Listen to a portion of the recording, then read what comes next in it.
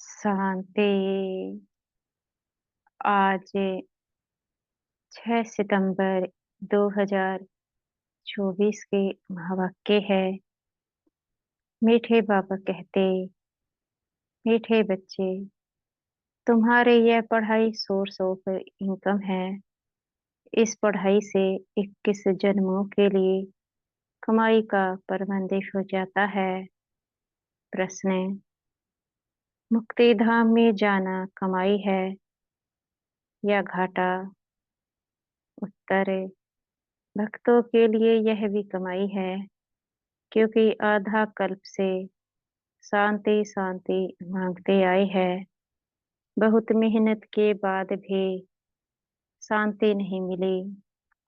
अब बाप द्वारा शांति मिलती है, अर्थात मुक्ति धाम में जाते हैं, तो यह भी आधा कल्प की मेहनत का फल हुआ। इसलिए इसे भी कमाई कहेंगे, घाटा नहीं। तुम बच्चे तो जीवन मुक्ति में जाने का पुरुषार्थ करते हो। तुम्हारी बुद्धि में अभी सारे वर्ल्ड की हिस्ट्री, ज्योग्राफी नाच रही है। ओम शांति।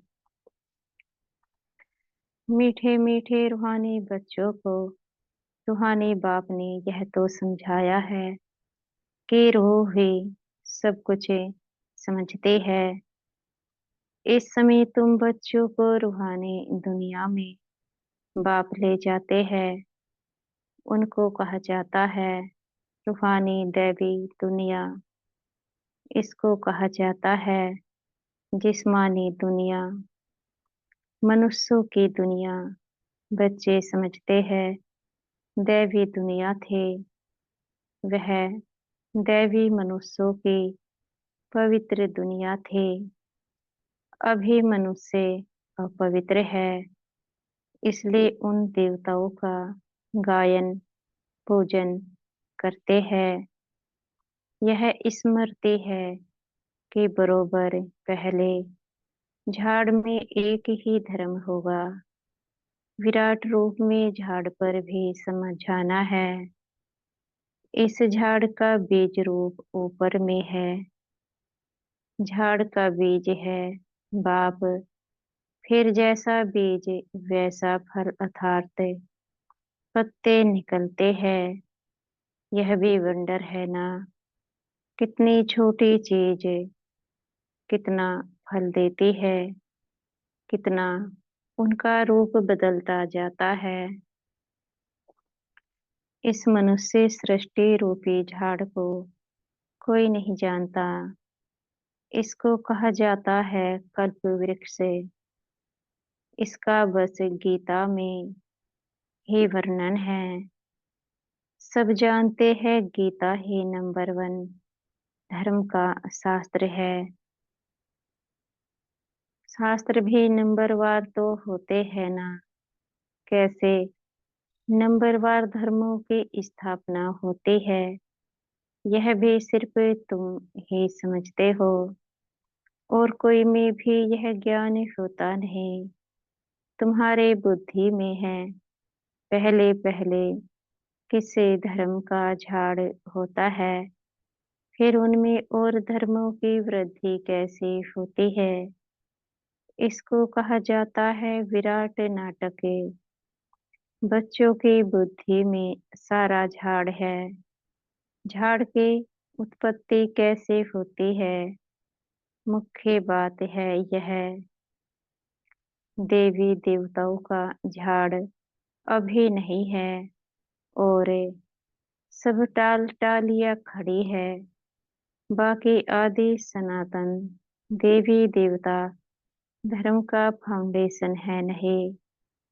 यह भी गायन है।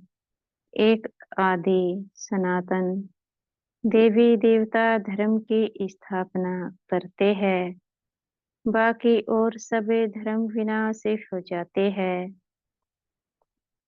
अभी तुम जानते हो कितना छोटा सा दैवी झाड़ होगा, फिर और सब इतने धर्मी होंगे ही नहीं। झाड़ पहले छोटा होता है, फिर बड़ा होता जाता है। बढ़ते बढ़ते अभी कितना बड़ा हो गया है। अभी इनकी आयु पूरी होती है।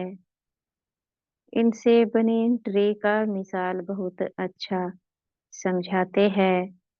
यह भी गीता का ज्ञान है, जो बाप तुम्हें सम्मुख ही बैठ सुनाते हैं, जिससे तुम राजाओं का राजा बनते हो। फिर भक्ति मार्ग में यह गीता शास्त्र आदि बनेंगे। यह अनादि ड्रामा बना हुआ है, फिर भी ऐसे ही होगा। फिर जो जो धर्म स्थापन होंगे, उनका अपना शास्त्र होगा। सिख धर्म का अपना शास्त्र, क्रिश्चियन और बौद्धियों का अपना शास्त्र होगा। अभी तुम्हारी बुद्धि में सारे वर्ल्ड की हिस्ट्री, ज्योग्राफी नाच रही है। बुद्धि ज्ञान डांस कर रही है। तुम सारे झाड़ को जान गए हो। कैसे कैसे धर्म आते हैं, कैसे वृद्धि को पाते हैं। फिर अपना एक धर्म स्थापन होता है, बाकी खलास हो जाते हैं। गाते हैं ना, ज्ञान सूर्य प्रगटा। अभी बिल्कुल अंधियारा है ना। कितने ढेर मनुष्य है, फिर यह इतने सभी होंगे ही नहीं। इन लक्ष्मी नारायण के राज्य में यह थे नहीं। फिर एक धर्म स्थापन होना ही है। यह नॉलेज बाप ही आकर सुनाते हैं। तुम बच्चे कमाई के लिए कितनी नॉलेज आकर पढ़ते हो। बाप टीचर बनकर आते हैं, तो आधा कल्प तुम्हारी कमाई का प्रबंध हो जाता है। तुम बहुत धनवान बन जाते हो। तुम जानते हो, अभी हम पढ़ रहे हैं। यह है अविनाशी ज्ञान रत्नों की पढ़ाई। भक्ति को अविनाशी ज्ञान रत्न नहीं कहेंगे। भक्ति में मनुष्य जो कुछ पढ़ते हैं, उनसे घाटा ही होता है, रत्न नहीं बनते। ज्ञान रत्नों का सागर एक बाप को ही कहा जाता है। बाकी वह है भक्ति। उसमें कोई भी एम ऑब्जेक्ट है नहीं, कमाई है नहीं। कमाई के लिए तो स्कूल में पढ़ते हैं, फिर भक्ति करने के लिए गुरु के पास जाते हैं। कोई जवानी में गुरु करते हैं, कोई बुढ़ापे में गुरु करते हैं, कोई छोटेपन में ही संन्यास ले लेते हैं। कुंभ के मेले पर कितने ढेर आते हैं। सतयुग में तो यह कुछ भी नहीं होगा।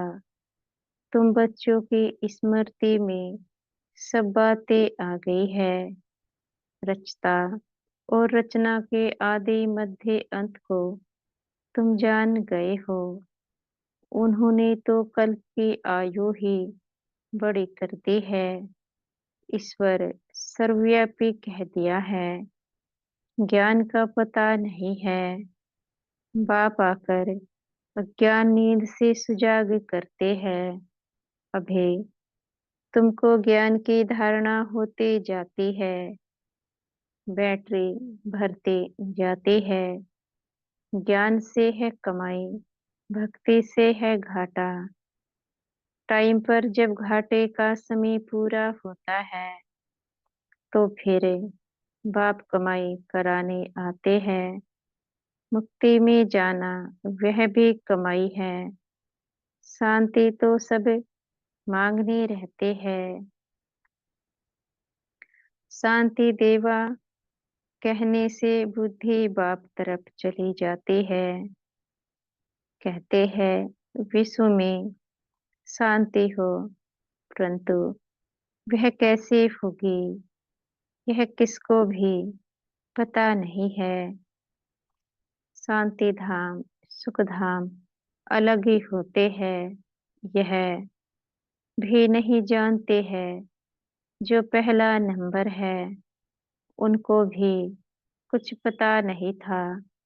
अभी तुमको सारी नॉलेज है, तुम जानते हो।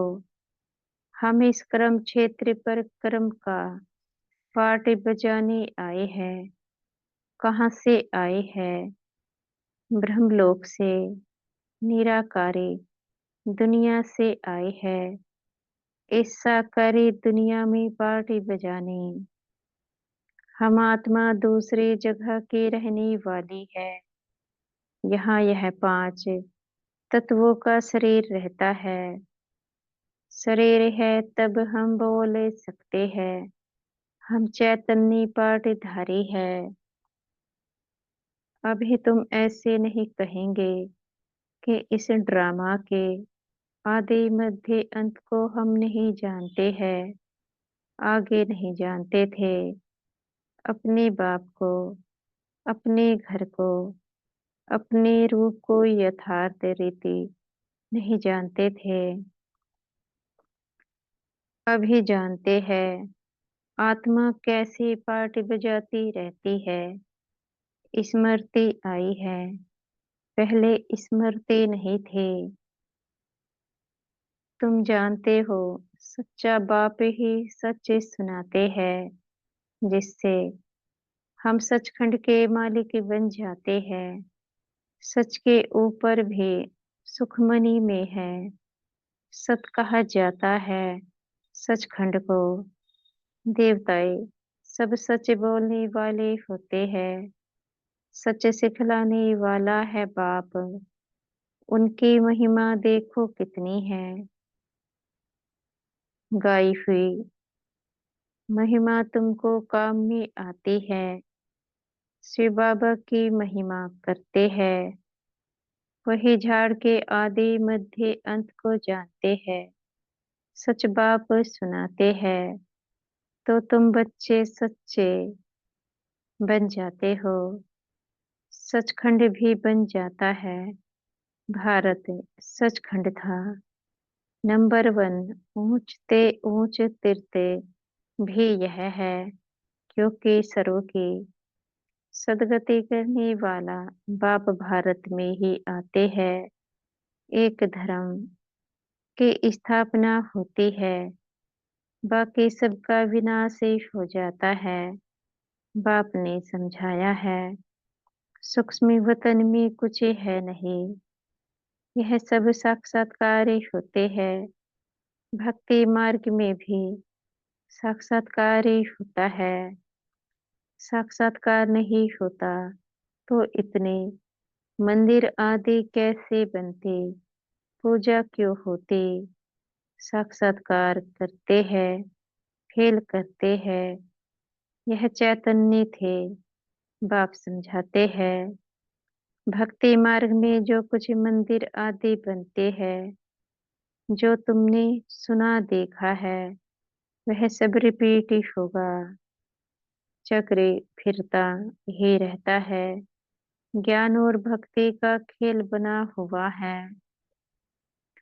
हमेशा कहते हैं ज्ञान, भक्ति, वैराग्य, परंतु डिटेल कुछ नहीं जानते। बाप बैठ समझाते हैं। ज्ञान है दिन, भक्ति है रात, वैराग्य है रात का, फिर दिन होता है। भक्ति में है दुख, इसलिए उसका वैराग्य। सुख का तो वैराग्य नहीं कहेंगे। संन्यास आदि भी दुख के कारण लेते हैं, समझते हैं पवित्रता में सुख है, इसलिए स्त्री को त्याग चले जाते हैं। आजकल तो धनवान भी बन गए हैं, क्योंकि संपत्ति बिगर तो सुख मिल ना सके। माया वार कर जंगल से फिर शहर में ले आती है। विवेकानंद और रामकृष्ण भी दो बड़े सन्यासी होकर गए हैं। सन्यास की ताकत रामकृष्ण में थी, बाकी भक्ति का समझाना करना वह विवेकानंद का था। दोनों की पुस्तकें हैं। पुस्तक जब लिखते हैं तो एकाग्रचित्त हो बैठे लिखते हैं। रामकृष्ण जब अपनी बायोग्राफी बैठ लिखते थे तो शिष्य को भी कहा, तुम जाकर दूर बैठो। था बहुत तीखा, खड़ा सन्यासी। नाम भी बहुत है। बाप ऐसे नहीं कहते कि स्त्री को माँ कहो। बाप तो कहते हैं उनको भी आत्मा समझो। आत्माएं तो सब भाई भाई है। सन्यासियों की बात अलग है। उसने स्त्री को माँ समझा, माँ की बैठी बड़ाई की है। यह ज्ञान का रास्ता है।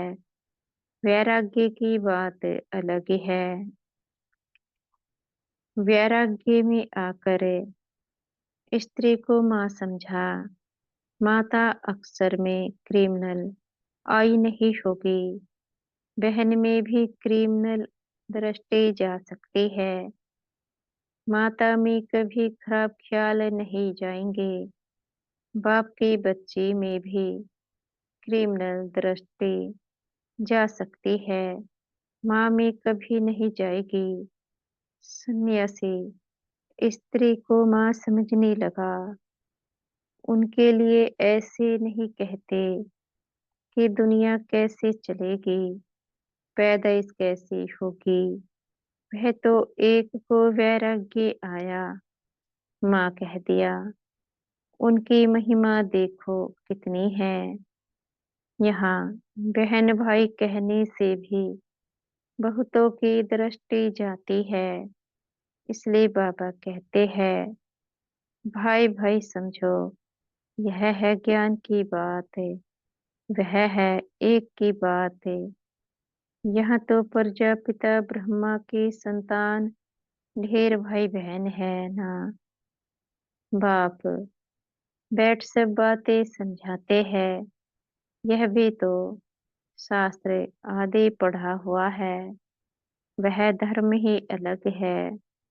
निवृत्ति मार्ग का सिर्फ पुरुषों के लिए है। वह है हद का वैराग्य। तुमको तो सारी बेहद की दुनिया से वैराग्य है। संगम पर ही बाप आकर तुम्हें बेहद की बातें समझाते हैं। अभी इस पुरानी दुनिया से वैराग्य करना है। यह बहुत पतित छी दुनिया है। यहाँ शरीर पावन हो ना सके। आत्मा को नया शरीर सतयुग में ही मिल सकता है। भले यहाँ आत्मा पवित्र बनती है, परंतु शरीर फिर भी अपवित्र रहता है। जब तक कर्मातीत अवस्था हो। सोने में खाद पड़ती है तो जेवर भी खाद वाला बनता है। खाद निकल जाए तो जेवर भी सच्चा बनेगा। इन लक्ष्मी नारायण की आत्मा और शरीर दोनों सतो प्रधान हैं। तुम्हारे आत्मा और शरीर दोनों ही तमो प्रधान काले हैं। आत्मा काम चिता पर बैठ काली बन गई है। बाप कहते हैं, फिर हम आकर सांवरे से गोरा बनाते हैं। यह ज्ञान की सारी बात है। बाकी पानी आदि की बात नहीं। सब काम चिता पर बैठ पतित बन पड़े हैं। इसलिए राखी बंधवाई जाती है कि पावन बनने की प्रतिज्ञा करो। बाप कहते हैं, हम आत्माओं से बात करते हैं। मैं आत्माओं का बाप हूँ जिसको तुम याद करते आए हो। बाबा आओ, हमको सुखधाम में ले चलो, दुख हरो। कलयुग में होते हैं अपार दुख, बाप समझाते हैं। तुम काम चिता पर बैठ काले तमो प्रधान हो गए हो। अब मैं आया हूँ काम चिता से उतारे ज्ञान चिता पर बिठाने के लिए। अब पवित्र बन स्वर्ग में चलना है, बाप को याद करना है। बाप कशिश करते हैं, बाबा के पास युगल आते हैं। एक को कशिश ही होती है, दूसरे को नहीं होती। पुरुष ने फट से कह दिया, हम इस अंतिम जन्म में पवित्र रहेंगे, काम चिता पर नहीं चढ़ेंगे। ऐसे नहीं कि निश्चय हो गया। निश्चय अगर ही होता तो बेहद बाप को पत्र लिखते, कनेक्शन में रहते। सुना है पवित्र रहते हैं, अपने धंधे आदि में ही मस्त रहते हैं। बाप की याद ही कहाँ है। ऐसे बाप को तो बहुत याद करना चाहिए। स्त्री पुरुष का आपस में कितना प्यार होता है, पति को कितना याद करती है। बेहद के बाप को तो सबसे जास्ती याद करना चाहिए। गायन भी है ना, प्यार करो चाहे ठुकराओ। हम हाथ कभी नहीं छोड़ेंगे, ऐसे नहीं यहाँ आकर रहना है। वह तो फिर सन्यासी हो गया, घर बार छोड़ यहाँ आकर रहे। तुमको तो कहा जाता है गृहस्थ व्यवहार में रहते पवित्र बनो। यह पहले तो भट्टी बननी थी, जिससे इतने तैयार हो निकले। उनका भी बहुत अच्छा वृत्तांत है। जो बाप का बनकर अंदर यज्ञ में रह करके रूहानी सर्विस नहीं करते, वह जाकर दास दासिया बनते हैं। फिर पिछाड़ी में नंबरवार पुरुषार्थ अनुसार ताज मिल जाता है। उन्हों का भी घराना होता है, प्रजा में नहीं आ सकते। कोई बाहर का आए अंदर वाला नहीं बन सकता। वल्लभाचारी बाहर वालों को कभी अंदर आने नहीं देते हैं। यह सब समझने की बातें हैं। ज्ञान है सेकंड का। फिर बाप को ज्ञान का सागर क्यों कहा जाता है? समझते ही रहते हैं, पिछाड़ी तक समझाते ही रहेंगे। जब राजधानी स्थापना हो जाएगी, तुम कर्मातीत अवस्था में आ जाएंगे। फिर ज्ञान पूरा हो जाएगा। है सेकंड की बात, परंतु फिर समझाना पड़ता है। हद के बाप से हद का वर्षा, बेहद का बाप विश्व का मालिक बना देते हैं। तुम सुख धाम में जाएंगे तो बाकी सब शांति धाम में चले जाएंगे। वहां तो है ही सुख है।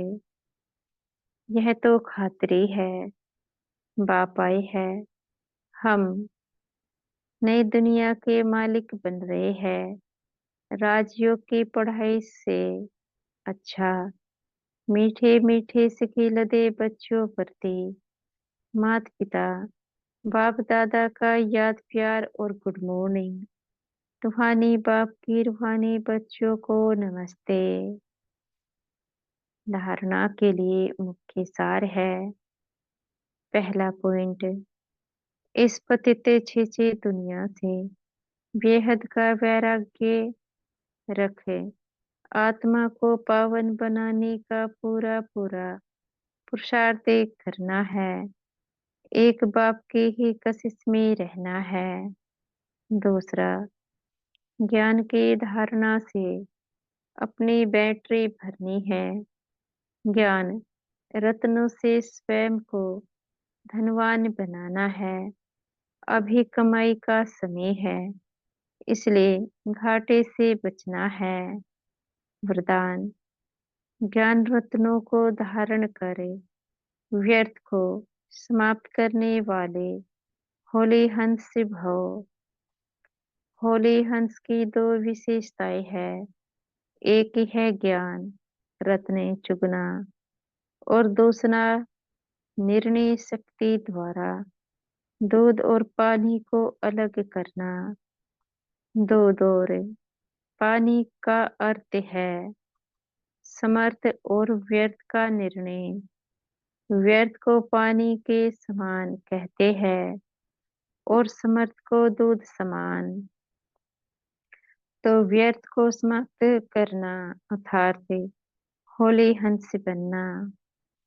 हर समय बुद्धि में ज्ञान रत्ने चलते रहे, मनन चलते रहे, तो रत्नों से भरपूर हो जाएंगे।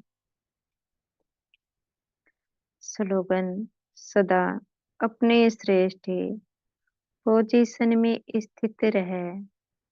अपोजिशन को समाप्त करने वाले ही विजयी आत्मा है। अच्छा, ओम शांति।